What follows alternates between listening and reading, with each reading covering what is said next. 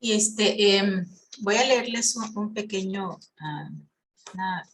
voy a dar aquí una lectura, unos cuantos párrafos de un libro de un misionero que se llama Timothy Payton o Timothy Patton, no sé cómo se llame, cómo se pronuncie, pero es un librito muy delgadito, pero es bastante, es bonito, es muy ligero. Dice así: un día tomé una revista francesa muy popular llamada Paris Match, donde leí una entrevista que se le hacía a la estrella de cine George Clooney, conocido también por su labor humanitaria en África. El periodista le preguntó al actor: señor Clooney, ¿hay algo a lo que usted le tenga miedo en la vida? A nada, contesta él. Dice, me he encontrado en algunas situaciones muy peligrosas. En Sudán, por ejemplo, un niño de 12 años me apuntó al pecho con un rifle cargado. Uno de mis guías le arrebató el arma justo a tiempo. Pienso que el miedo nunca me detendrá. Sin embargo, lo que sí me aterroriza es despertar a la edad de 75 años, mirar hacia atrás y decirme a mí mismo, George, ¿qué has hecho con tu vida?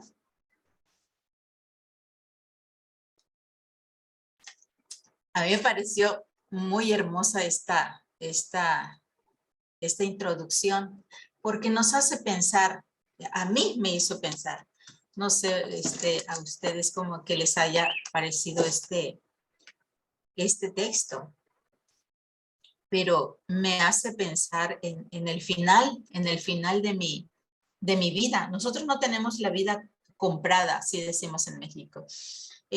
No sabemos el final de nuestras vidas.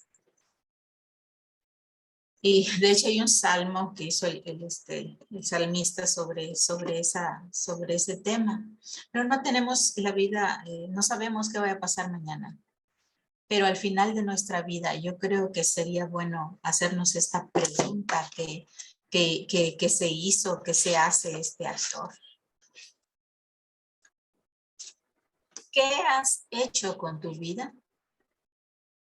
Nosotros cristianos debemos de pensar eso. Y bueno, ahora sí, vamos a ver el PowerPoint ya de entradita para terminar ya este trimestre con este pequeño repaso quizá.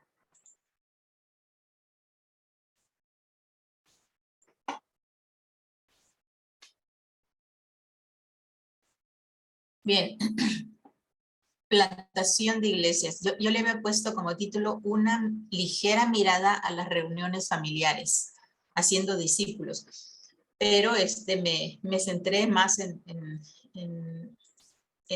la parte de haciendo discípulos, que yo quería abordar un poquito de lo que es las reuniones familiares, pero y tomar en cuenta así a vuelo de pájaro, así rapidito una mirada por encima, lo que es tal vez una estructura de reuniones familiares, pero vamos a centrarnos en hacer discípulos. ¿Por qué?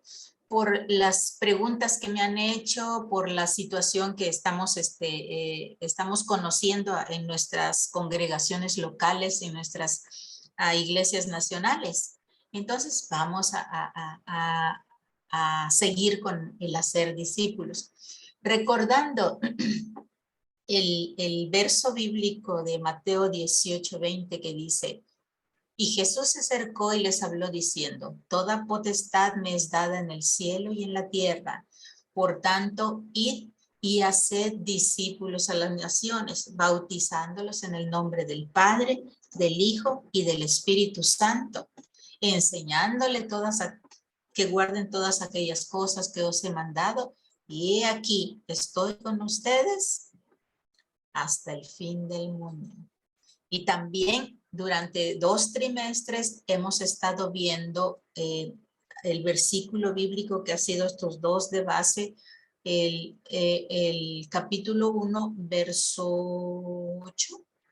Pero recibiréis poder cuando haya venido sobre vosotros el Espíritu Santo, y me seréis testigos en Jerusalén, en Samaria. Me seréis testigos en Jerusalén, en toda Judea, en Samaria y hasta lo último de la tierra.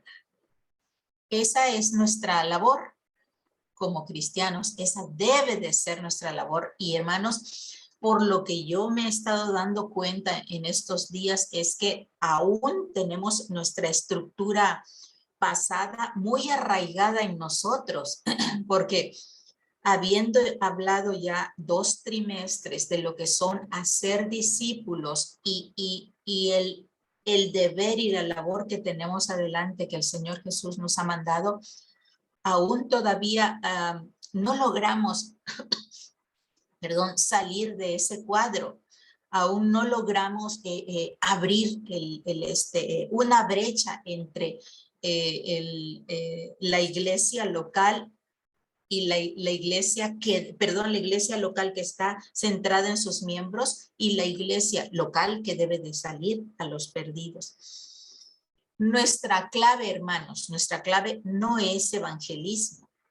Yo creo que ustedes, por lo que hemos estado viendo y lo que yo he estado escuchando y leyendo, es que el centro es el evangelismo. Es bueno, eso es muy bueno. Y es, claro, la visión de Dios, dar el evangelio a todas las naciones de la tierra, llevar el evangelio a todo el mundo. Pero más allá, recuerden, está la palabra hacer discípulos. Eso debe de ser para nosotros una base. Nuestra mente debe estar pensando directamente en hacer discípulos. Entonces, haciendo discípulos. ¿Qué es un discípulo?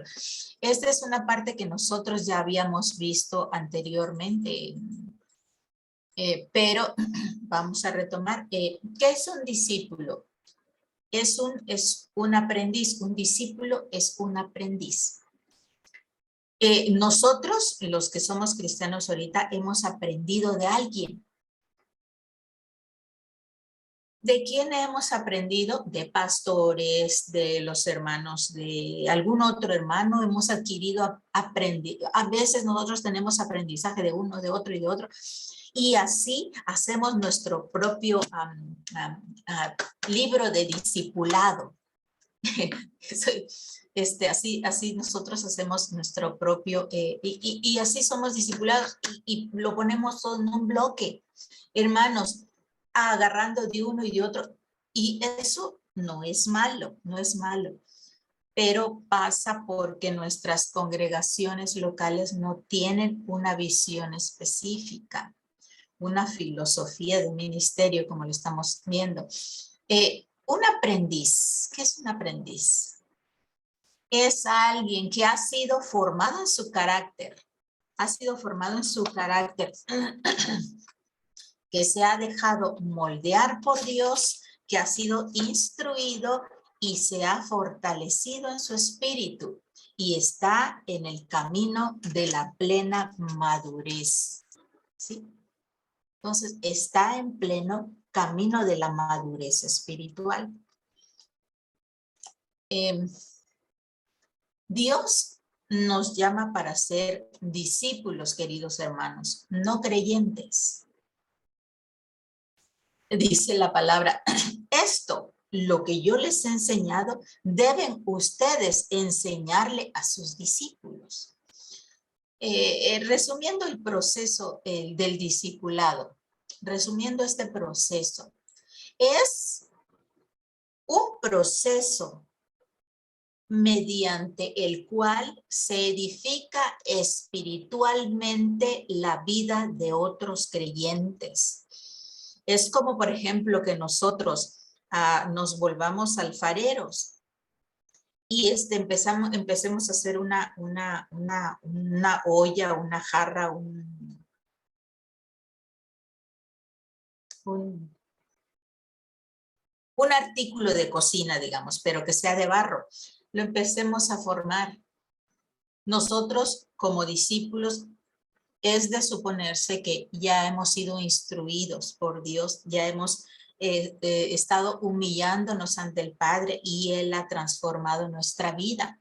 Entonces, eso mismo vamos a hacer con la guianza del Espíritu Santo. Recordemos que nosotros no somos realmente los que hacemos, nosotros nada más, el Señor usa nuestras manos, nuestra boca, nuestros pies, nuestros ojos, nuestra vida, nuestro testimonio. Pero es el Espíritu Santo quien guía. El Espíritu Santo es quien convence. Entonces, es el proceso mediante el cual se edifica espiritualmente la vida de otros creyentes. Lo veíamos la clase pasada. ¿Hasta qué punto? Hasta que estén firmes, equipados y maduros. Debemos de formar personas íntegras hasta que estén firmes, equipadas y maduras para cumplir el mandato de nuestro Señor Jesucristo. En 2 de Corintios 1, 3, 7 dice: bendito sea el Dios y Padre de nuestro Señor Jesucristo, Padre de misericordias y Dios de toda consolación, el cual nos consuela en todas nuestras tribulaciones para que podamos también nosotros consolar a los que están en tribulación por medio de la consolación con la cual nosotros hemos sido consolados por Dios. El Señor nos prepara, el Señor nos equipa, el Señor nos envía.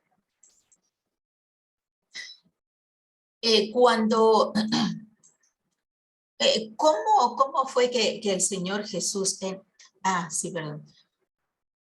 hacer discípulos, hermanos, es la base para un crecimiento firme.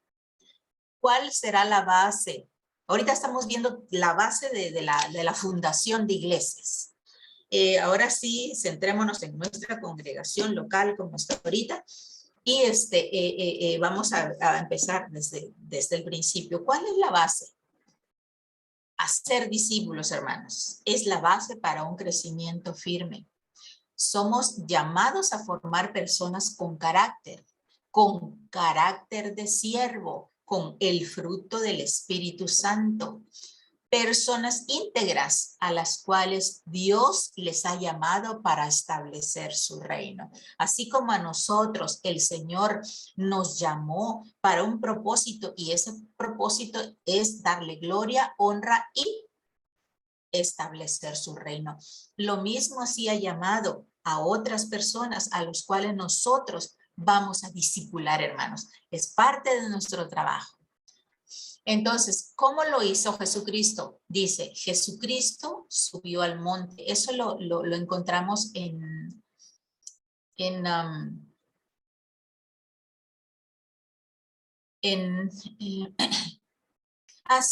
se lo puse en el otra diapositiva, pastor, cuando Jesucristo sube al monte.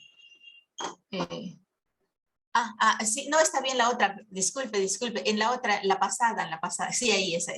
Gracias. Bueno, antes de entrar a cómo Jesucristo eligió a los 12, estamos viendo que ¿qué es lo que nosotros estamos llamados a hacer también? Decimos, estamos haciendo líderes, estamos consolidando el liderazgo, sí.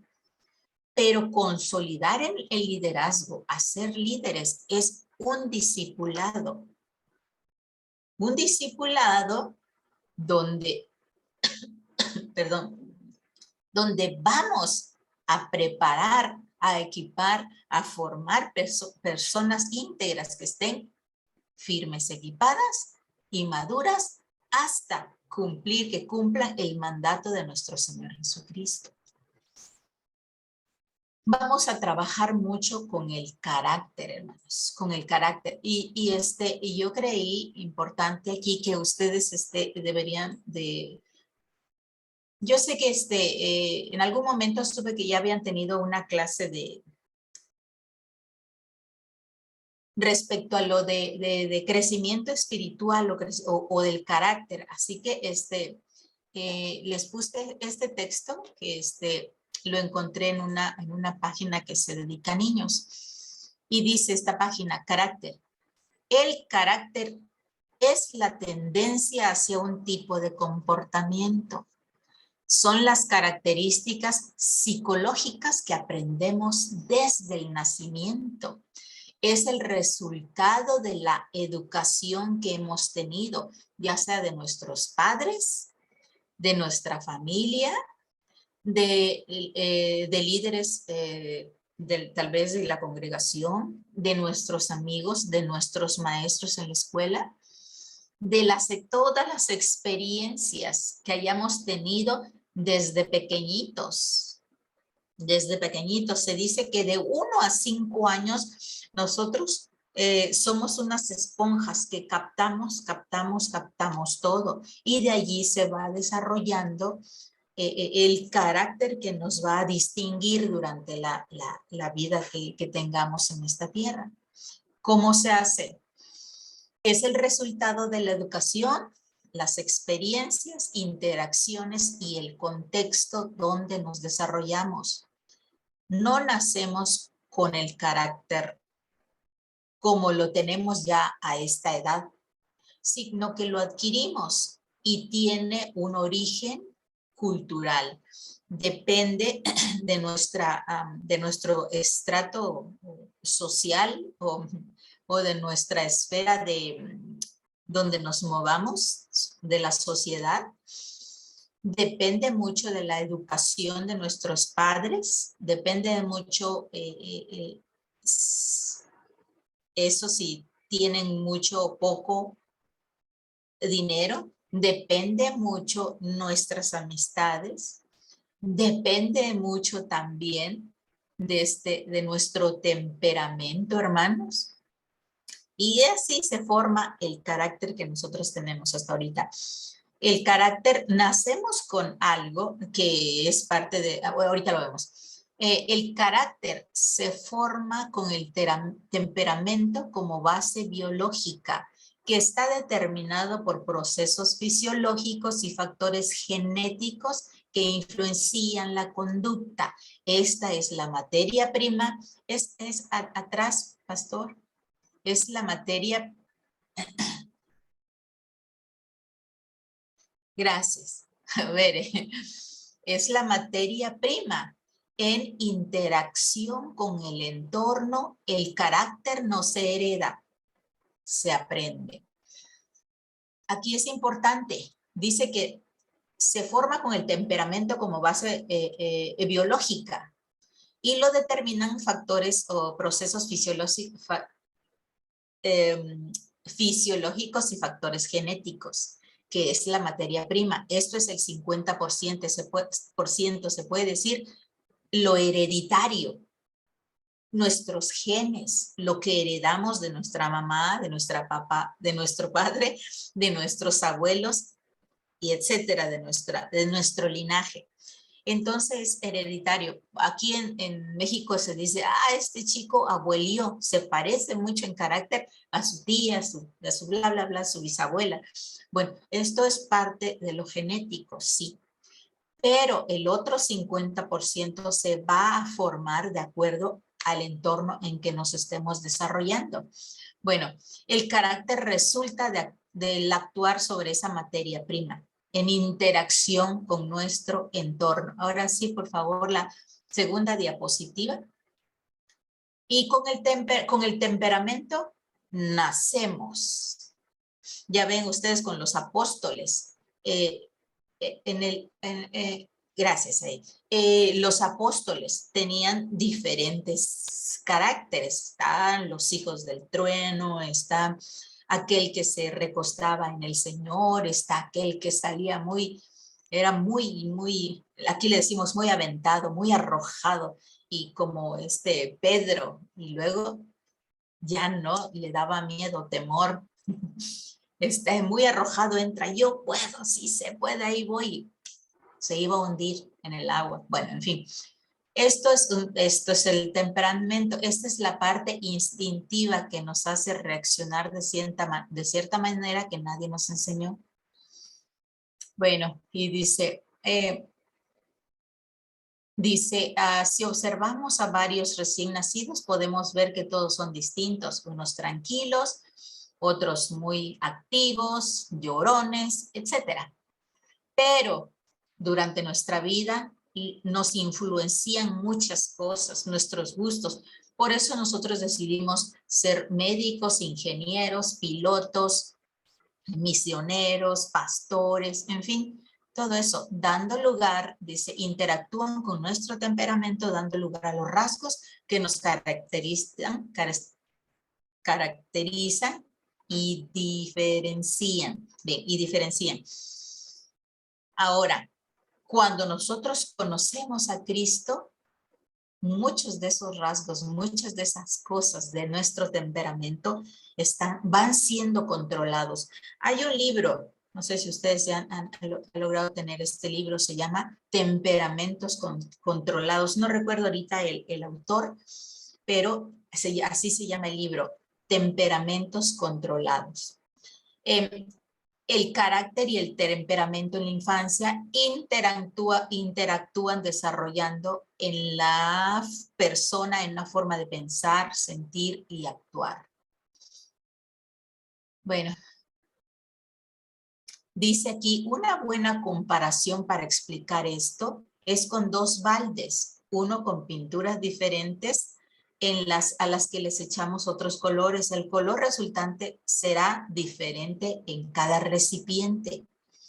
El temperamento es la pintura inicial en la que le caen las experiencias, que son los otros colores que incorporamos, y el carácter es el color resultante al final. No hagan caso a la G que puse ahí, eso se me fue al guardar, el comando de guardar. Bien, entonces esto es con lo que todos nosotros tenemos y por eso decimos que es difícil tratar con personas, muy difícil. Cada uno tiene su carácter, decimos su temperamento, cada uno tiene sus propias decisiones y decimos que cada cabeza es un mundo. Y me gusta mucho este ejemplo, lo de la pintura inicial. Si le echamos un color rojo, pero le ponemos mucho blanco, amarillo, azul, va a tener un color, pero al otro recipiente le echamos un color rojo, pero le ponemos color negro, color verde, bueno, en fin, color café va a tener otro color. Y entonces, cada persona es distinta, es diferente. Entonces, ¿qué pasa? Esto es clave, hermanos, clave. ¿Por qué? Porque ¿qué pasa durante el discipulado, queridos hermanos? Con con el discipulado que nosotros le estemos dando desde el inicio, que los llevemos paso a paso, nosotros vamos a ver cómo cambian los hermanos. Conforme estemos discipulando a esas gentes y a esas personas, vamos a ver la transformación que el Espíritu Santo está haciendo en ellos. Y el discipulado, el trabajo discipulado no debe de terminar, hermanos, hasta que veamos a estos hermanos nuevos, firmes, equipados y maduros. Hasta ahí, hasta que ellos solitos vayan Bien, ahora sí podemos ver la siguiente diapositiva. Bien, aquí, en la elección de los 12, porque somos llamados, hermanos, a ejercer un ministerio que se llama Ministerio de Consolación, que ya habíamos leído en el versículo bíblico, y ahorita vamos a ver cómo el Señor Jesús eligió a los 12 apóstoles como las primeras piedras de este nuevo edificio espiritual.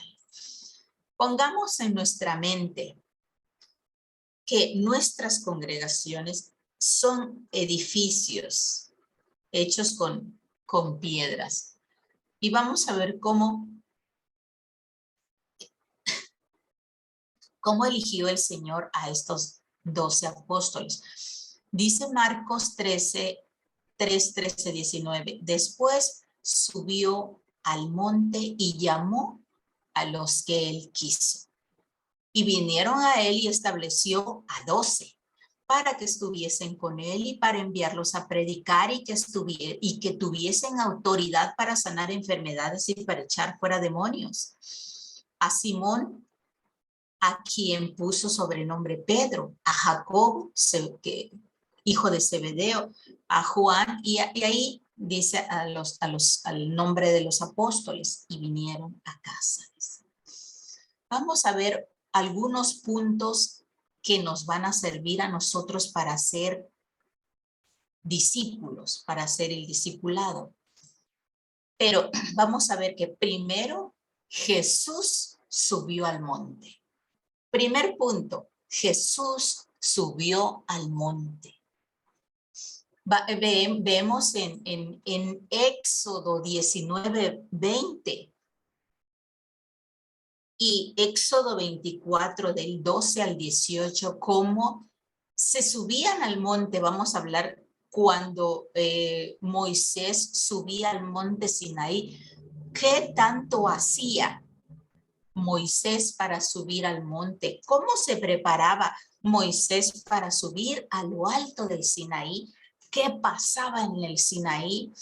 ¿Cómo era tan fuerte la presencia de nuestro Dios en el monte Sinaí cuando él le daba una orden a Moisés? Las más grandes decisiones de Dios para su pueblo en el pasado se tomaron en el monte Sinaí. Y aquí dice la palabra de Dios que Jesús subió al monte. Bajó del monte ya bien empapado, bien saturado la presencia de Dios y ya con una decisión, ya con un mandato ya bien definido. Entonces, el primer punto que nosotros tenemos que hacer, hermanos, para elegir a quienes vamos a discipular, digámoslo así, es subir al monte de santidad, a subir al monte de sanidad, donde vamos a beber de la presencia de nuestro Señor Jesucristo, donde vamos a tomar lo que Él quiere para nosotros, el mandato de Dios para nuestra vida. ¿Qué entonces? Entonces, lo primero es orar, estar en el monte de santidad. Primero, orar. ¿Y qué resultó de eso? 1, los discípulos compartían con el maestro. Fueron llamados a estar permanentemente con él. Así que usted va a formar en sus discípulos un vínculo de amistad, un vínculo de amor, de ayuda, de hermandad. Porque a veces nosotros decimos, el hermano fulano, la hermana, la queremos mucho la hermanita, pero no sabemos nada de su vida. No sabemos de sus problemas, de los problemas que le están ocurriendo. Solo la amamos porque nos vemos los sábados en el templo y compartimos el pan en el templo y compartimos algunas reuniones y estamos felices porque decimos que la conocemos, pero realmente no lo conocemos al hermano, no la conocemos a la hermana, no conocemos a nuestros nenes, no conocemos a los jóvenes, no conocemos a la congregación. Entonces nosotros a nuestros discípulos tenemos que formar vínculos de amor. Segundo punto, habían creído en el reino que Jesús anunciaba. Habían creído en el reino de Dios que Jesús estaba anunciando. Y ellos habían tomado la decisión de formar parte de él. Se arrepintieron de sus pecados y creyeron en el evangelio que él anunciaba. Renunciaron a todo en su vida para estar al lado de su maestro. Ese es el punto número 2, hermanos. Para ser discípulos, queridos míos, primero esas partes que estamos leyendo se deben hacer realidad en nuestra vida personal. ¿Por qué? Bueno, más adelante vamos a ver por qué. Tercer punto, eran formados por el Señor. acerca de los ministerios del reino. Jesús daba una instrucción diferente para los de fuera como para los de dentro. ¿Se recuerdan cuando fue la parábola de la semilla? Que la semilla fue regada en un sitio, luego en otro, y luego otro, y los discípulos le preguntaron, ¿esto qué? Y ya el Señor les explicaba las parábolas. Bueno, otro punto, les dio una misión. Jesús instituyó 12 para ser enviados a predicar con autoridad para expulsar demonios. A veces nosotros le huimos a esa parte de la expulsión de demonios y decimos que no, eso no es de nuestra congregación, eso no es de nuestra iglesia, eso no es de nuestra revelación, eso no es de nuestra doctrina distintiva, eso no es de la actualidad. Resultó hace mucho tiempo cuando los discípulos estaban. Ahorita ya no. Pero, parte de la palabra, queridos hermanos, ¿dónde dice eso?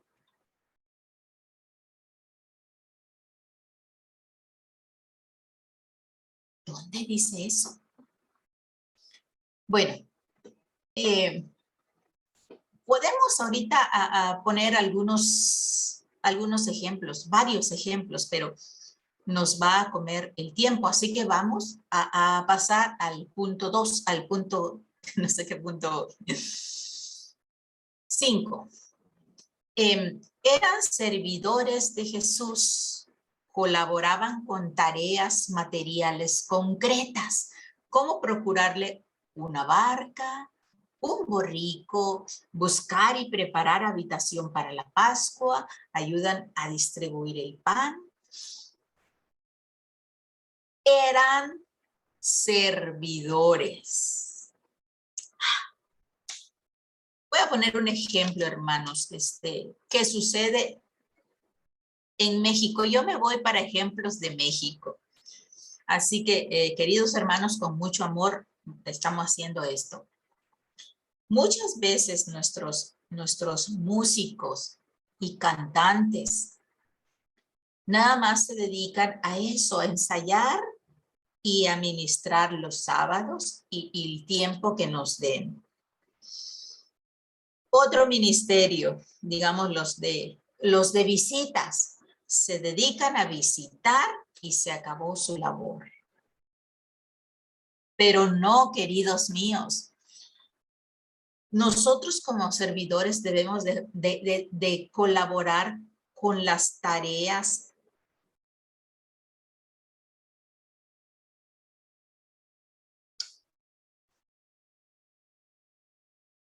que nos ha enviado el Señor. Bueno, iba a poner un ejemplo, pero no. Voy a tomar esto de músicos y cantantes. Músicos y cantantes, muchas veces se dicen que ellos nada más están para ministrar el sábado y solo van el culto a veces los sábados por la mañana porque ya en la tarde ya no les toca ministrar y ya no van. Pero hay una cosa, hermanos, los músicos deberían de tener un discipulado específico, un discipulado completo, porque ellos tienen un gran potencial para llevar el evangelio de salvación.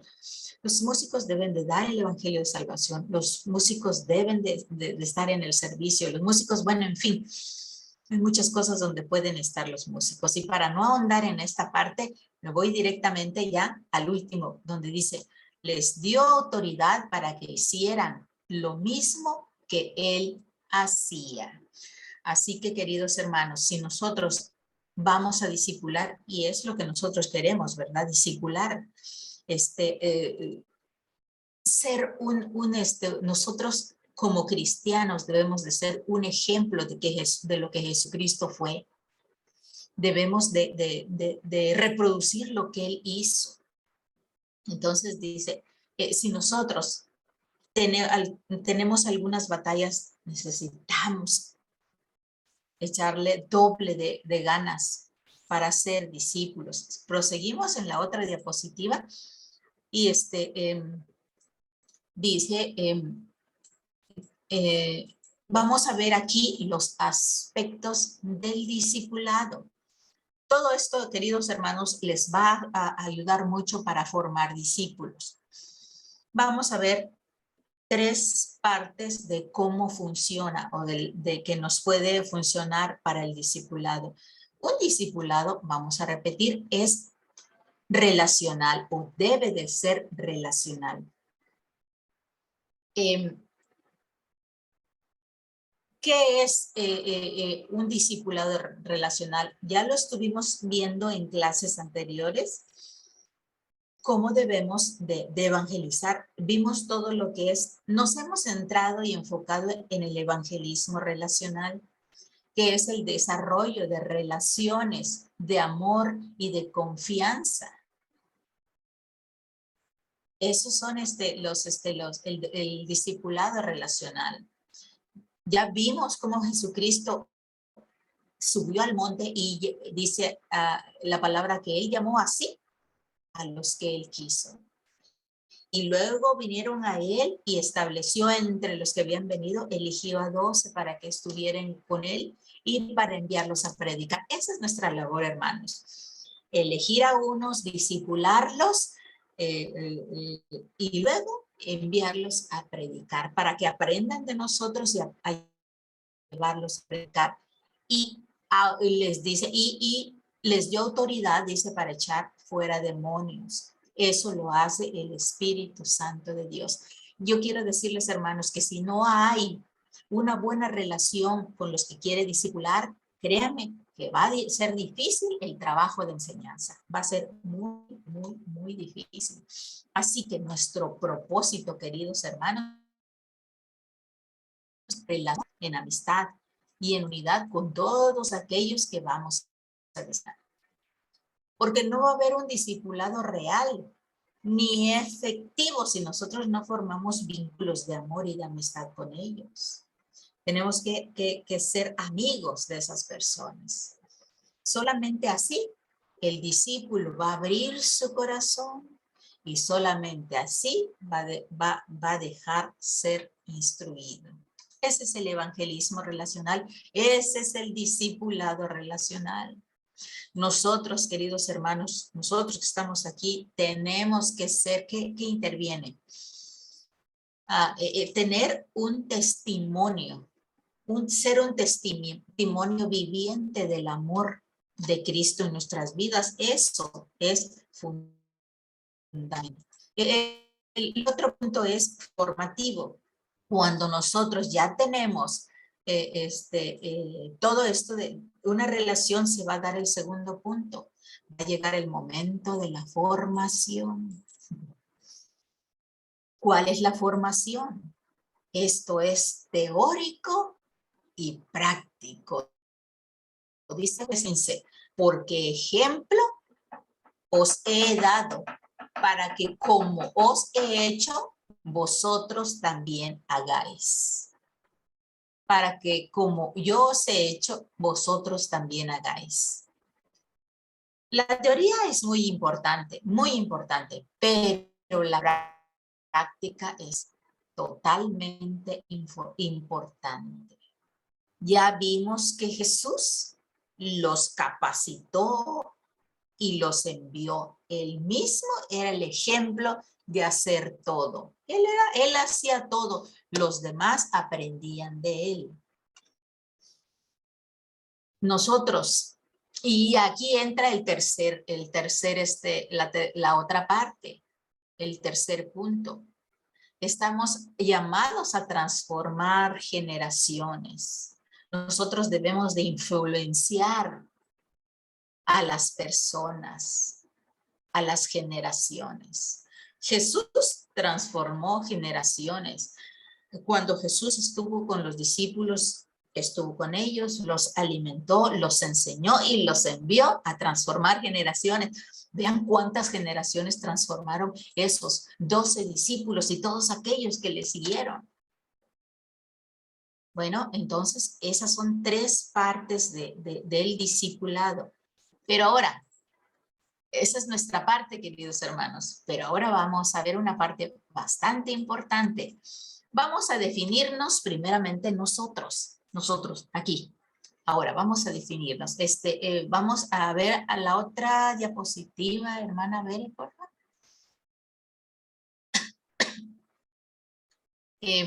Discípulo o creyente, eso ya lo habíamos tocado, no sé si recuerdan un poquillo, ya habíamos tocado lo de qué es un discípulo y qué es un creyente. ¿Qué somos nosotros? ¿Discípulos o creyentes? Un discípulo es un aprendiz, es alguien que aprendió de otro, que ha sido formado en su carácter, que se ha dejado moldear por Dios, que ha sido instruido, establecido en su carácter y está en pleno camino a la madurez espiritual. Ahora nosotros, pongamos un momentito a pensar, ¿somos esto? ¿Nos hemos dejado moldear por Dios? Si decimos que sí, veamos cuánto tiempo usamos en la oración. ¿Cuántas veces no solo leemos la Biblia, sino escudriñamos la Biblia diariamente? Solamente así vamos a ser fortalecidos en nuestro espíritu, nuestro carácter, y vamos a estar en camino a una plena madurez espiritual. Bien, en la otra diapositiva vamos a ver de lleno que en la iglesia hay 4 grupos de personas. Esto me gusta. 4 grupos de personas. 1.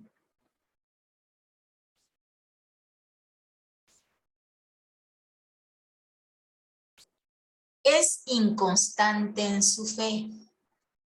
Hay 4 grupos de personas en la iglesia. El grupo número 1 es inconstante en su fe. ¿Qué significa? Que esta persona no ha tenido un encuentro personal con Jesús. Identificamos a algunos miembros de nuestra congregación ahorita inconstantes en la fe, que no han tenido un encuentro personal con Jesús, tienen poco compromiso, no les gusta ser discipulados y menos discipular a otros. Este personaje asiste poco, sí asiste cuando se acerca la cena del Señor, empiezan a asistir, está la cena y baja la membresía. Entonces, estas personas tienen poca asistencia y es difícil que estas personas sean discipuladas. Este es un grupo. El segundo grupo que vamos a ver ahorita es personas que tienen un poquito de mayor compromiso en su caminar con el Señor. Estos parece que se quisieran comprometer, parecen comprometidos, pero a estos no les gusta ser discipulados. No quieren ser usados, no se dejan formar. Estas personas sí quieren servir, tienen deseos y ánimos de servir, pero no terminan de decidirse. Les gusta ir a cursos, les gusta conocer, saben mucho, pero huyen del proceso de formación, no les gusta orar, no van a los cultos de oración, no están integrados en ningún grupo de oración, tienen conocimiento sin formación, no desean ser discipulados. En el tercer grupo de personas es a estos, yo les un liderazgo, trabajan sin preparación. A veces hay misioneros que se van sin preparación, no se dejan formar y sin estar preparados empiezan a ejercer un ministerio. Y cuando les preguntan, dicen, no, a mí el Espíritu Santo me llevó.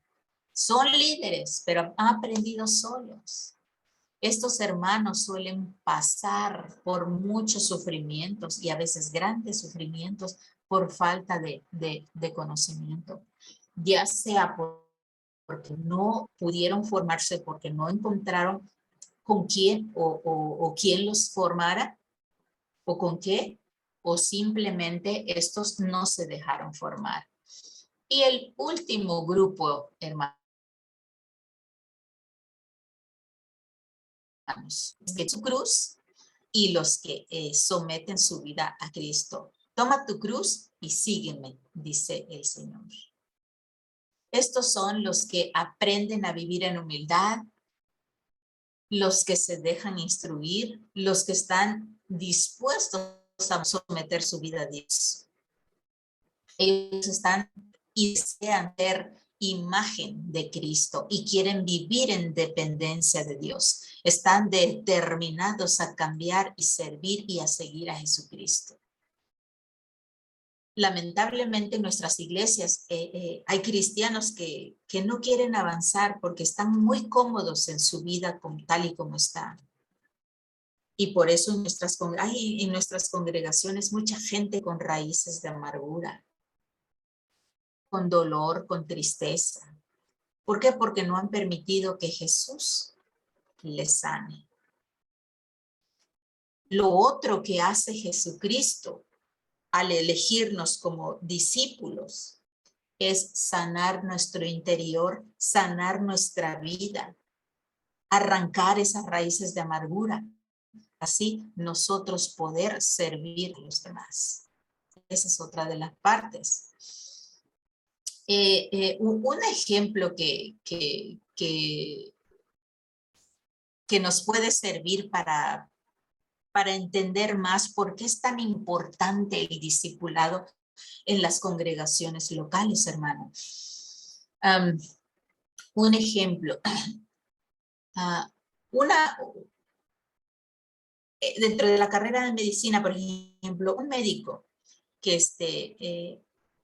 que quiere y desea operar, pero este médico no ha terminado la carrera, digamos que quedó en segundo año de la carrera, o un enfermero que quiera operar, ¿será que va a ser exitoso en una operación? Obviamente no, porque no tiene el conocimiento. Es un médico que truncó su carrera a los 2 años y ya no terminó los 5 años de su carrera. Ya no hizo su pasantía ni bueno, todo lo que hacen los médicos. Entonces, así es las iglesias, así son las iglesias que no tienen un discipulado a sus miembros, queridos hermanos. Otro ejemplo que podemos tener es las construcciones. Aquí en México, el otro día estábamos platicando con el pastor Abraham y aquí con algunos que allá en Argentina, por lo menos, hacen sus casas de madera. Son preciosas las casas de madera, ¿verdad?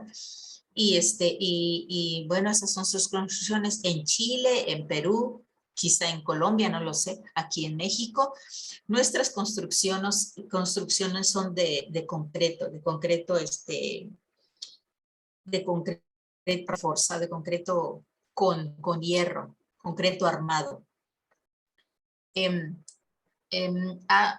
Hace unos meses estábamos platicando con un hermano que es un hermano arquitecto, un hermano era ingeniero,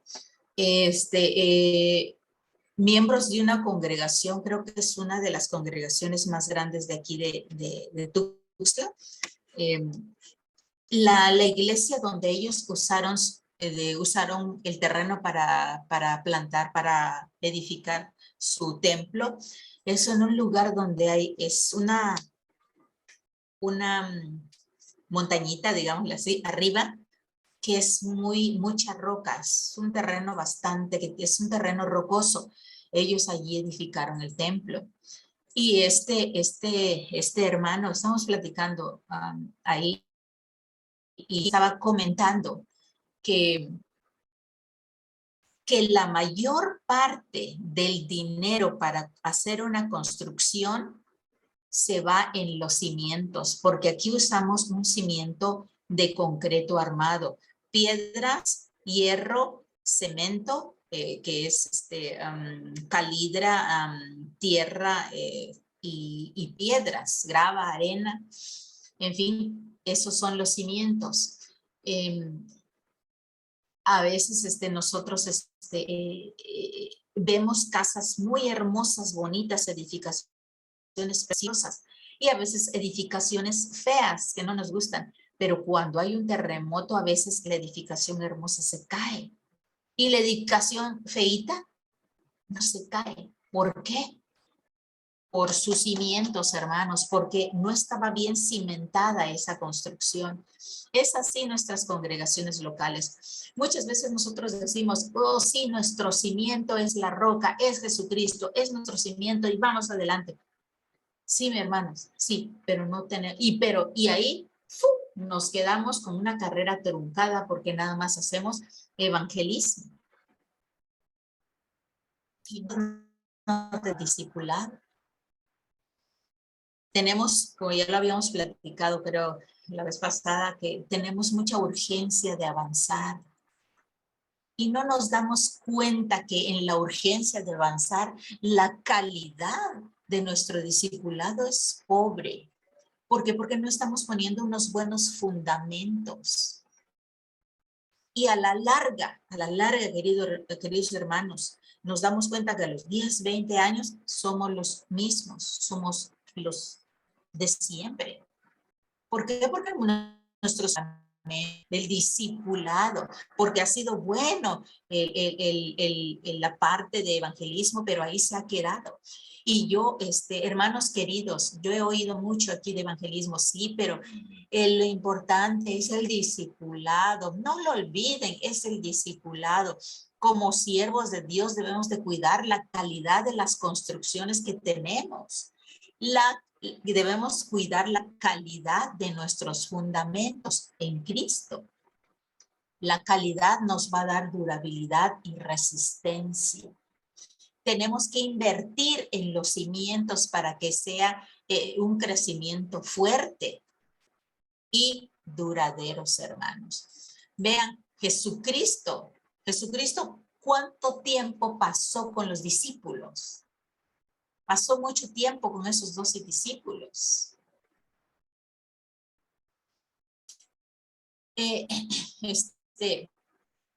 Y estamos viendo, ya vimos aquí que en el punto 4, vamos a ver la siguiente diapositiva, por favor. Bueno, hay cristianos que no quieren avanzar porque no quieren cambiar de vida. Saben cómo está su vida y no quieren cambiar y no quieren perdonar y quieren seguir viviendo con esas raíces de amargura. El creyente. Perdón, no sé si es posible en esta hora poner un video. No sé si sea posible. Si no, pues hay un video allí. El video tiene un número que es 3.35. Se llama el video 3.35. Vamos a ver ahorita la diferencia entre discípulo y creyente. Creo que va a ser muy gráfico esto.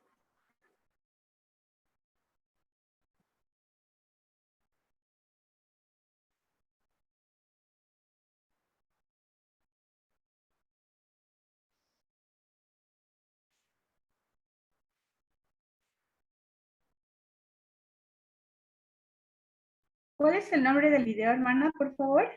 3.35. Cortitito, 3.35.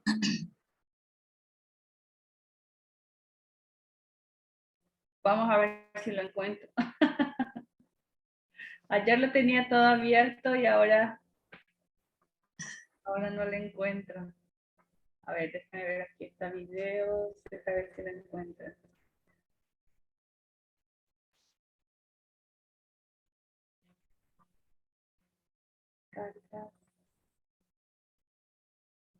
Aquí en este video vamos a ver quién es un creyente y quién es un discípulo.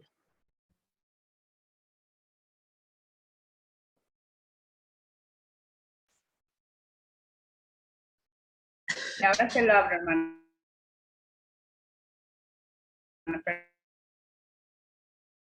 Gracias, Bel.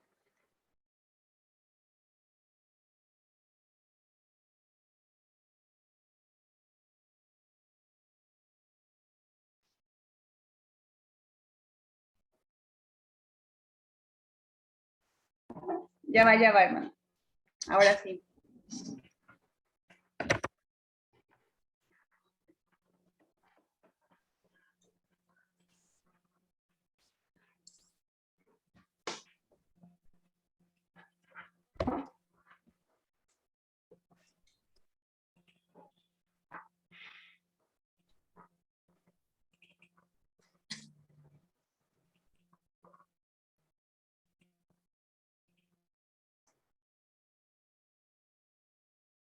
Cada quien conoce dónde deja sus archivos guardados. Ya está. Sí. Porque si no es posible, podemos volver a las diapositivas. Ahí está el recuadro también.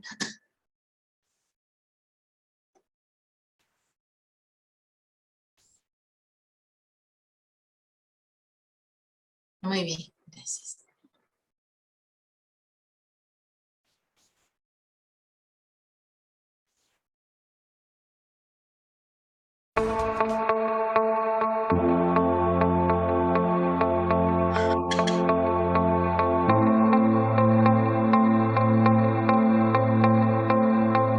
El creyente asiste a una iglesia. El discípulo entiende qué es la iglesia. El creyente busca que le animen. El discípulo busca siempre animar. El creyente reclama que le visiten. El discípulo visita. El creyente piensa en recibir. El discípulo piensa en dar y servir. El creyente murmura y reclama. El discípulo obedece y actúa. El creyente lee la palabra. El discípulo enseña la palabra. El creyente espera que le oren. El discípulo ora por los demás. El creyente espera que le asignen tareas. El discípulo está listo para asumir responsabilidades. El creyente solo busca sobrevivir. El discípulo está listo para servir. El creyente se entrega en parte. El discípulo entrega su vida entera. Para el creyente, Jesús es Salvador.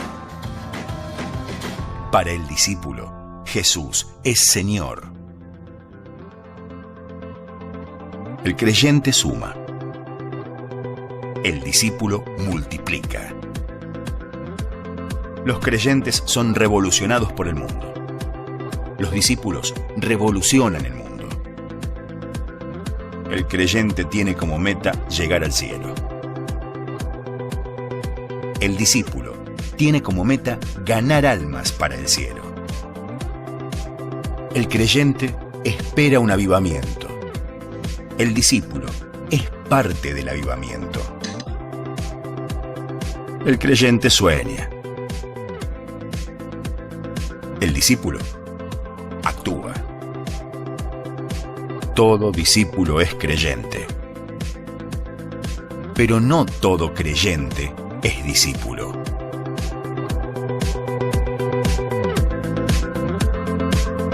¿Vos sos creyente o discípulo? ¿Qué querés ser?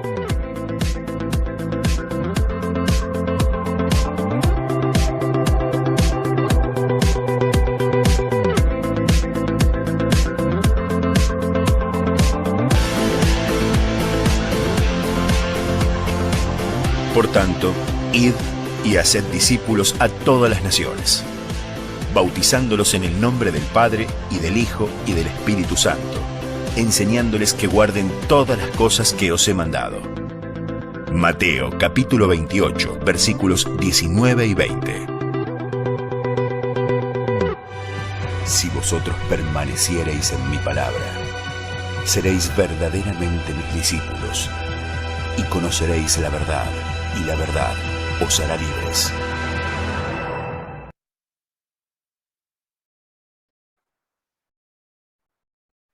Gracias, Belia. Bueno, yo creo que es bastante explícito esto. En otro video, estos chicos van y ayudan a las personas, son las personas que les van siguiendo. Al final se ve la imagen que los van siguiendo varios niños, hombres y mujeres. Son estos dos chicos ya siendo discípulos, van y a varios lugares y son seguidos después. Bueno, no sé si se ha identificado usted si es creyente o discípulo.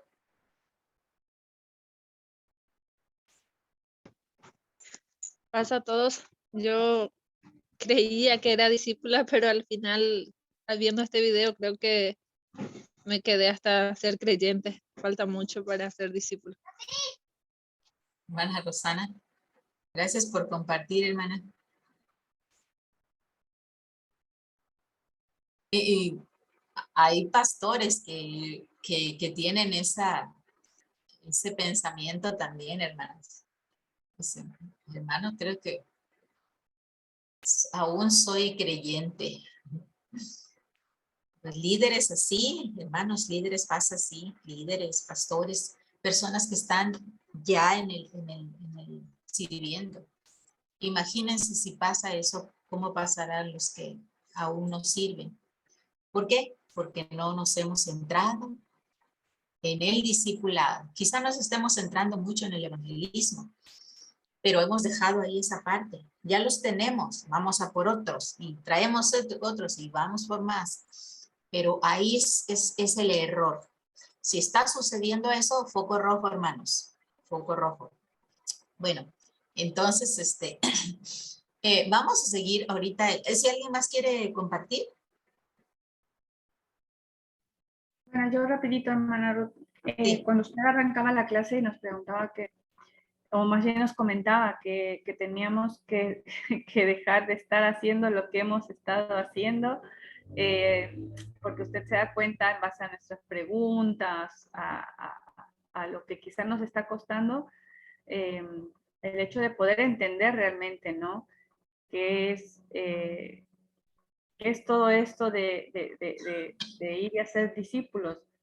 Y yo me estaba poniendo a pensar que justo con este video, ahora creo que es cierto, si nosotros queremos dejar de hacer lo que estamos haciendo mal y queremos encontrar el camino de lo que Dios nos mandó a hacer, debemos nosotros empezar por dejar de ser creyentes y ser los primeros discípulos.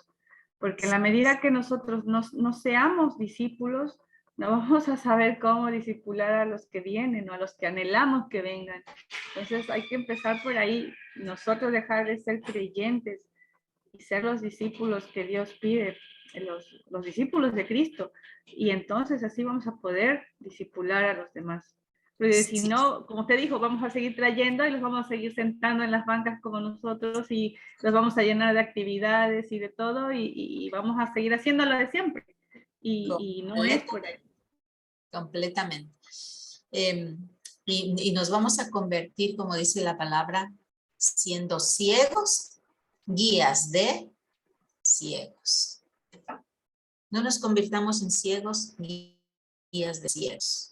Entonces, ahorita vamos a ahondar un poquito más en lo que es un discípulo y un creyente en las diapositivas que teníamos anteriormente. Vamos a ver unos cuantos puntos de lo que es creyente y cómo se comporta un creyente y cómo se comporta un discípulo, y que quizá tal vez nos identifiquemos nos sigamos identificando, ¿verdad? Si todavía creemos que estamos en creyente o estamos en discipulado, en el discípulo, perdón. Punto 1. Es más adelante, hermana Bere. En la siguiente es,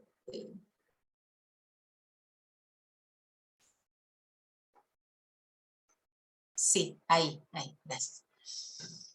Un creyente espera que lo alimenten. Que lo alimenten y lo cuiden. Un discípulo está siempre dispuesto a dar.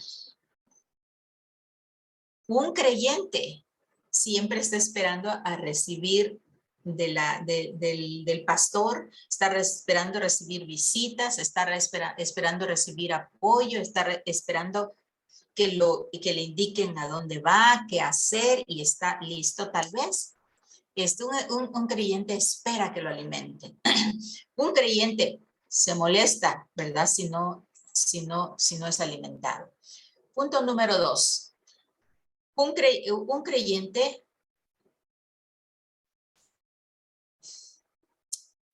busca conocimiento.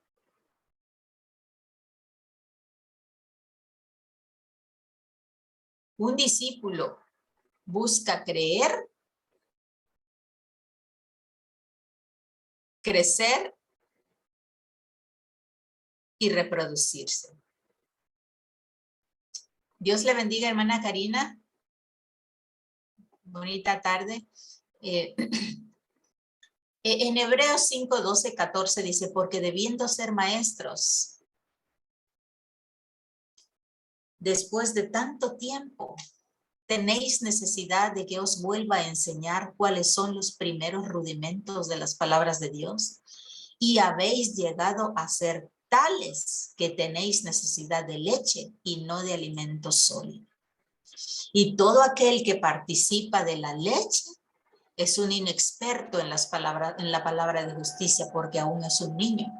Pero el alimento sólido es para los que han alcanzado madurez, para los que por el uso, teniendo los sentidos ejercitados en el discernimiento del bien y el mal, esos son los discípulos. ¿Qué somos nosotros? ¿Creyentes o discípulos?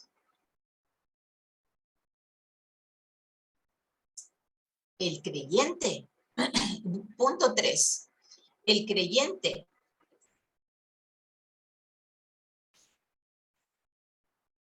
es fluctuante.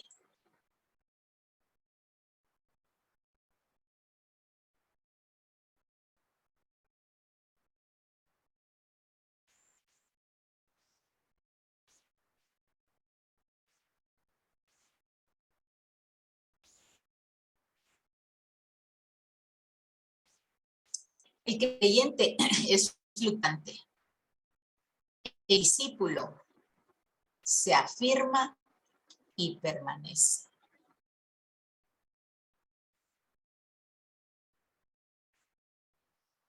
Dice Colosenses 2:6, por eso, habiendo recibido a Jesucristo como su Señor, deben comportarse como quienes pertenecen a Cristo. Así dice. Dice el 7. Pues, perdón, otra versión. Puesto que han aceptado a Jesucristo como Señor, compórtense ahora de manera consecuente. Que Él sea cimiento y raíz de la vida de ustedes. Manténganse firmes en la fe según lo que aprendieron y vivan en incesante acción de gracias. De la manera que han recibido a Jesucristo, andad en Él, arraigados y confirmados en la fe, arraigados en Él. Hermanos, miren, hacer discípulos es ir a las raíces, y muchas veces como pastores, líderes o hermanos que tenemos algún cargo, ya sea de misericordia, de un cargo de visitación o tengo que salir a evangelizar o algo, es difícil pues que nosotros toquemos las raíces de aquel que estamos discipulando, que estamos visitando. Y nos vamos por encimita, y no solamente eso, hay iglesias, hermanos, hay iglesias que nada más por encima se van. Los sábados se tocan unas cosas por encima, el otro sábado otras cosas por encima. En la mañana del sábado se toca una cosa, el sábado en la tarde otra cosa, y así nos la llevamos por encima, sin formar discípulos, sin ir a las raíces. Vemos en este versículo bíblico que es lo que nos está indicando es ir a las raíces, ir a donde no queremos ir. Las raíces son soberbia, indiferencia, egoísmo, rebeldía, daño. Si nosotros solo nos enfocamos en las partes de arriba, nada más en lo que vemos, y no nos vamos a las raíces, hermanos, vamos a tener el problema que estamos teniendo ahora. Y a veces, tristemente, ponemos a líderes que tienen raíces muy malas. Ponemos a obreros que están en fornicación, a obreros que están con problemas de lujuria, en fornicación, en ira, en egoísmo, que tienen finanzas muy malas, debiendo continuamente a uno y a otro, diciendo mentiras hacia el otro, diciéndole, pidiendo préstamos y no pagando. Bueno, en fin, hay muchas otras cosas que nos vamos nosotros y no tocamos esas raíces malas. Y nosotros vemos que ese líder es carismático, que tiene palabra, que tiene carisma para llegar a los hermanos, que es bueno evangelizamos, ese es bueno, pero no nos damos cuenta, hermanos, porque no hemos discipulado a esa persona, que esa persona tiene una doble vida o una doble moral, o tiene problemas, que siendo discipulado, él puede salir de toda esa problemática, pero necesita ser discipulado. Hay hermanos que encontramos y cuando les decimos, vamos a tomar un discipulado, ven, necesitas un discipulado, se enojan, se molestan, pero hay otros que están abiertos y están deseando cambiar y dejar ese dolor que tienen en su vida. Los creyentes, hermanos, se emocionan. ¿Cómo vamos a diferenciar esta parte? ¿Por qué? Porque vamos a ver que los creyentes se emocionan y dicen, sí puedo, yo voy. Pero a la siguiente semana abandonan todo. ¿Por qué? Porque una cosa no, por el hermano no, porque no cumple, no por eso, no, y abandonan todo, se van. Un discípulo tiene carácter y se deja moldear por Dios. Nosotros en nuestras congregaciones tenemos que avanzar. No podemos ser iglesia siendo volubles y sin carácter, hermanos. Es el punto número 3, ¿verdad? Estamos en el 3. Vamos a terminar el punto número 4.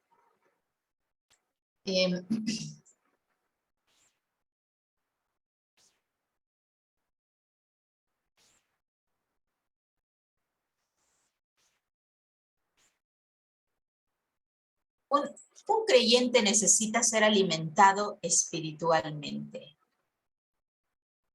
El discípulo busca su propio alimento y se lo da a otros. En Hebreos 5:12 dice, hace tanto que son creyentes que ya deberían estar enseñando a otros. En cambio, necesitan que alguien vuelva a enseñarle las cosas básicas de la palabra de Dios. Son como niños pequeños que necesitan leche y no pueden comer alimento sólido. Bien, hermanos, nos quedamos en el punto número 4. Y volvemos más adelante. Volvemos en unos 5 minutos para que podamos avanzar por lo menos la parte de creyente y discipular.